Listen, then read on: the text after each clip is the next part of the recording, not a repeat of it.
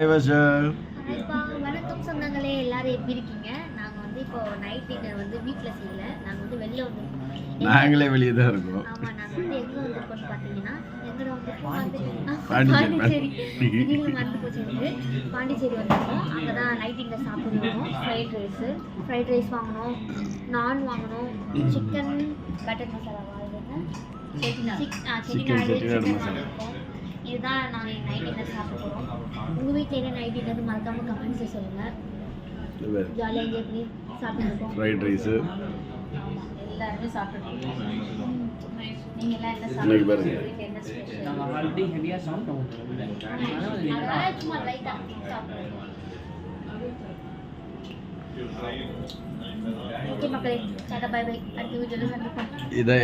இதான் எங்கள் வீட்லையா? இதான் எங்களோட டின்னர் எங்களோட டின்னர் ஸ்பெஷல்.